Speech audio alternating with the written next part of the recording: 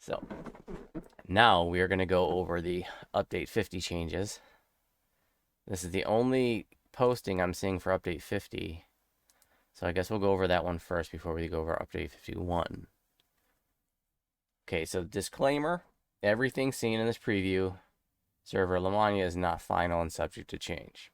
This is the test server. I want to make that clear for those of you who may be newer, don't know what Lamannia is. It's the test server, so this stuff is not set in stone.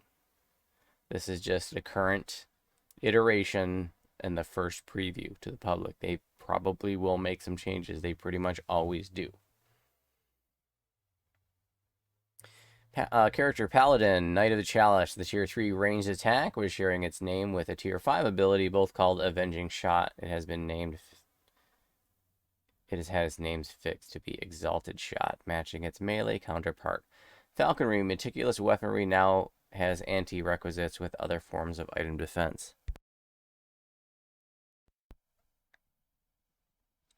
Eldritch Knight's item defense, both versions now have its listed amount of item defense. Burst of Glacial Wrath now works on everything, rather than erroneously excluding certain monsters. That's exciting.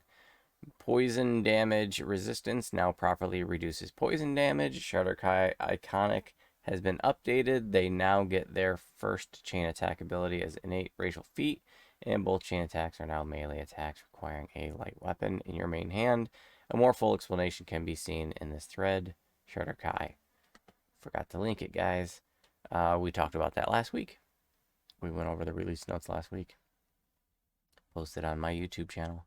Radiant Servant has had many changes. A more full explanation can be seen in this thread. Missing link.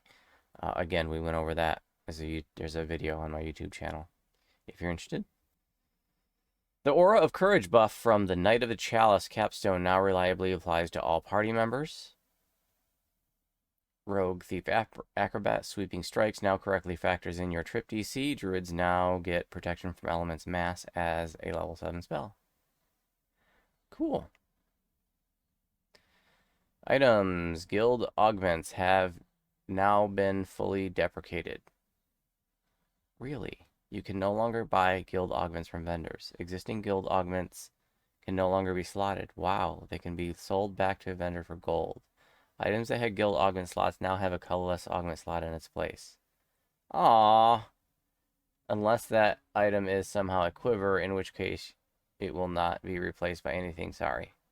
A colorless slot? Really, guys? You couldn't do better than that? It should have been like if it was a large slot, it gets 2 slots or something. I have so many large guild slotted items. Well, I'm gonna free up like 2 pages of inventory stuff. I think on my favorite soul. If you have an item with a guild augment currently in it, it will retain that guild augment until it expires, at which time the slot will be replaced by a colorless augment slot. Please note that items in auction houses and account banks may not lose guild augment slot and gain the colorless augment slot until they leave those spaces. Sibir's Spirit Cake can now be used by raging players to resurrect their dead friends. Luke Gen Docents and some other older Docents should once more display their correct base appearance. Weapons that do non-mundane damage, such as Flame Blades or Celestia, now correctly interact with DR and resistances. Trap the Soul now requires a standalone special component called a Kyber Dragon Shard that is found in shops, wherever high-quality spell components may be found. This component works for all variations of Trap the Soul. Woot! So no more average and small and whatever Kyber Dragon Shards needed, I guess. Interesting. I wonder if they'll still be able to be crunchable in the Stone of Change. Quests. Monsters will no longer cast persistent spells like Wall of Fire or CC spells like Sound Burst in rapid succession. Barovia is a dangerous place, and the Abbey of St. Markovia is no exception. Those who seek safety may not always find it.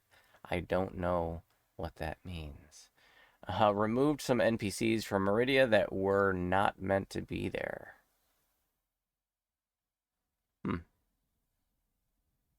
Miscellaneous changes have been made to the spell casting system that make casting spells more reliably. This may prevent dry firing of spells in certain situations. but there's that could refer to any number of things. But hey, changes and tweaks to spellcasting, making it more reliable. Thumbs up. Hirelings will now cast their spells more reliably when directed to do so. Fix an issue where trying to swap out of a missile weapon into a melee weapon wouldn't queue properly. Patron reward feats now consistently remain on you through lesser and epic reincarnations. I didn't even know it was an issue. Icons for certain drow damage over time poisons have been set to actually look like poison.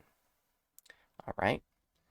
When viewing a monster's hit points through selection, due to having the appropriate monster manual reward that monster type, the percentage hit point of that monster will now be shown in parentheses next to their current and maximum hit points.